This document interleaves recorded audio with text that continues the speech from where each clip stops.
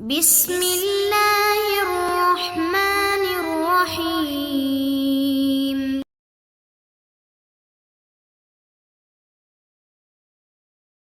31. Al-Hadithul Hadi wa Thalathun.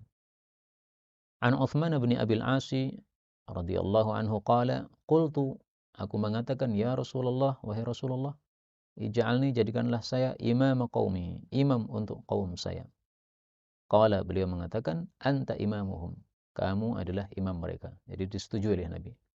Waqtadi, dan ikutilah bi'ad'afihim, orang yang paling lemah di antara mereka. Wattakhidh, dan jadikanlah muadzinan, seorang muadzin, la ya'khudhu, yang tidak mengambil, ala adzanihi, terhadap adzannya, ajron, upah. Hadis rawahu Abu Dawud. Diriwayatkan Abu Dawud. Hadis ini sahih. Hadis ini membahas 3 masalah. Yang pertama, anta imamuhum. Ini penetapan imam dari khalifah. Nah, maka khalifah berhak menetapkan siapa imam di kampung ini. Jadi misalnya khalifah singgah ke suatu kampung, kampung umat Islam. Kemudian dia melihat, oh ternyata yang paling alim di kampung ini adalah fulan, tetapi dia tidak menjadi imam. Nah, khalifah boleh menetapkan, ini mulai hari ini yang jadi imam adalah fulan, yang paling alim di kampung tersebut. Nah, boleh, ini haknya khalifah. Yang kedua, waqtadi bi'ad'afihim, hendaklah imam itu memperhatikan makmumnya, maslahat makmumnya. Kalau makmumnya ada orang-orang lemah, jangan terlalu panjang sholatnya. Maka Rasul katakan, ikuti yang paling lemah di antara makmum. Kalau di situ paling lemah, misalnya ada orang usia 70 tahun dan dia sudah bungkuk badannya, sudah membungkuk badannya, nggak bisa tegak lagi, nggak bisa berdiri lama. Nah, jangan dipaksakan untuk berdiri lama. Kalau kita lihat ternyata yang hadir adalah santri-santri semuanya, anak-anak muda, ya, masih kuat. Nah, silahkan baca Al-Baqarah sampai selesai, nggak ada masalah.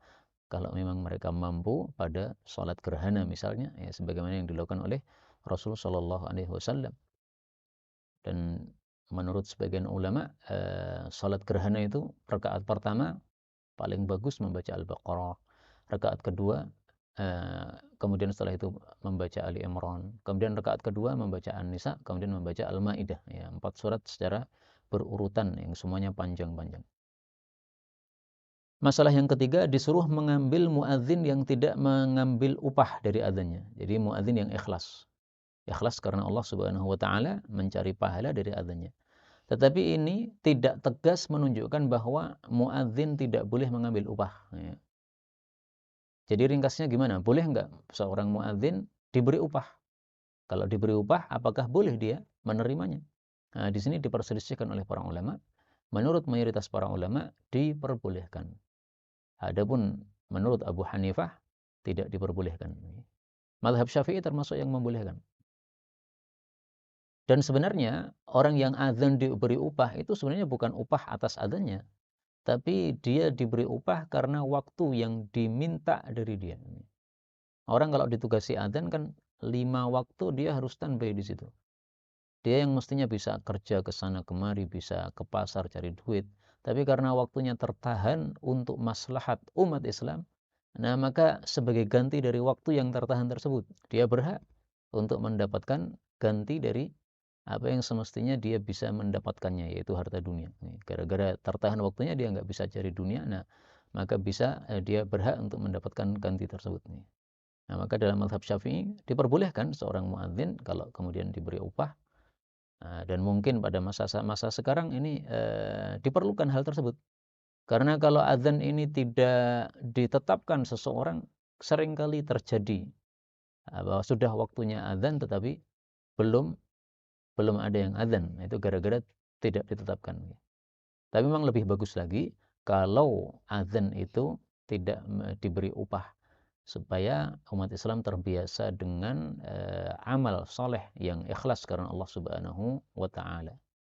Dan itu sebenarnya bisa dilakukan. Nah, bagaimana caranya? Misalnya kita cari mana jamaah masjid ini yang dia longgar, ya, seringkali di rumah. Sehingga diambil 5 waktu untuk azan, dia tidak terganggu. Nah, itu bisa dilakukan seperti itu, wallahu a'lam bishawab. Kita lanjutkan al-haditsu tsani wa tsalasun, hadis 32. An Jabir bin Yazid bin al-Aswadi an abihi, yaitu Yazid bin Aswad, qala sallaitu, aku salat khalfa, di belakang Rasulullah sallallahu alaihi wasallam. Fakana, maka adalah Nabi, idzan sarafa, apabila selesai yaitu salam, in harafa, beliau itu berpaling atau menyimpang, ya, miring, ya. Rawahu Abu Daud, diriwayatkan oleh Abu Daud. Hadis ini menunjukkan bahwa Rasulullah Shallallahu Alaihi Wasallam kalau selesai sholat salam, maka beliau menghadap ke arah kiblat sebentar, habis itu kemudian beliau berpaling, alias menghadapkan wajahnya kepada para jamaah. Jadi tidak berlama-lama dalam menghadap ke arah kiblat. Nah, menghadap ke arah kiblatnya itu seberapa lama disebutkan dalam hadis yang lain, yaitu lafalnya Allahumma antas salam.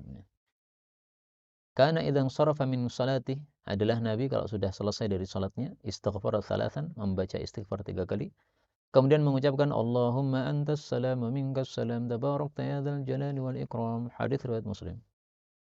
Nah, kondisi membaca wirid ini dalam kondisi masih menghadap ke arah kiblat. Selesai membaca ini kemudian baru menyimpang tadi, ya. Nah, inhirafnya ini, berbalik badannya ini bebas, boleh ke kanan, boleh ke kiri. Kalau mazhab Syafi'i mengatakan ke kanan, sehingga tubuh bagian kanan ini diberikan kepada para jamaah, sementara tubuh bagian kiri ini menghadap ke arah kiblat. Jadi imamnya menghadap ke arah utara begini. Berbeda dengan mazhab Hanafi, sebaliknya. Mereka lebih suka untuk imam ini menghadap ke arah kiri. Mohon maaf, yang kanan sana tadi, ya.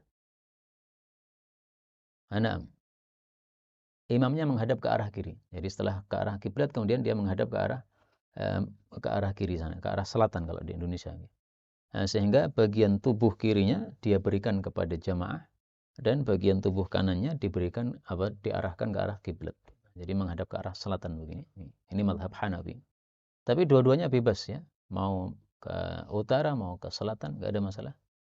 Kalau mau lurus ke jamaah juga enggak ada masalah, karena ada juga hadis Rasulullah sallallahu alaihi wasallam istaqbala biwajhih, ya, beliau menghadapkan wajahnya kepada para jamaah. Nah, sehingga sebagian ulama menggabungkan antara dua hadis itu, mengatakan kalau Nabi ingin menyampaikan sesuatu, maka beliau duduknya lurus menghadap ke arah jamaah. Tapi kalau beliau tidak sedang ingin menyampaikan sesuatu, maka beliau sering kalinya duduknya menghadap ke arah utara atau wajahnya menghadap ke shaf yang kanan, ya, shaf yang utara.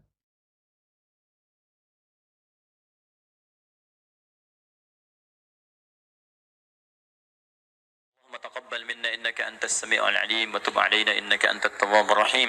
اللهم نحمدك حمدا شاكرين حمدا ناعمين حمدا يوافي نعمه يكافئ مزيدا. يا ربنا لك الحمد ولك الشكر كما ينبغي لجلال وجهك الكريم ولعظيم سلطانك. اللهم صل وسلم وبارك على رسولك الكريم نبينا محمد وعلى آله وصحبه أجمعين. اللهم اجعلنا من أهل القرآن waj'alil Qur'ana sahiban lana fid dunya wa syafi'an lana fil akhirah. Ya Allah, jadikan kami termasuk ahli Al-Qur'an. Jadikan Al-Qur'an sebagai sahabat kami di dunia, syafaat bagi kami di akhirat. Allahumma nawwir ya Allah qulubana binuril Qur'an. Ya Allah, sinari hati kami dengan cahaya Al-Qur'an. Wa nawwir akhlaqana binuril Qur'an. Ya Allah, sinari akhlak kami dengan cahaya Al-Qur'an. Allahumma nawwir hayatana binuril Qur'an, a'ilatana binuril Qur'an, quburana binuril Qur'an. Ya Allah, sinari kehidupan kami dengan cahaya Al-Qur'an. Sinari keluarga kami dengan cahaya Al-Qur'an. Sinari alam kubur kami kelak dengan cahaya Al-Quran. Allahumma ya arhamar rahimin, taqabbal minna jami' amalina salihah. Ya Allah, mohon terima seluruh amal kami, jadikan itu saleh dalam pandangan-Mu ya Rabbal Alamin.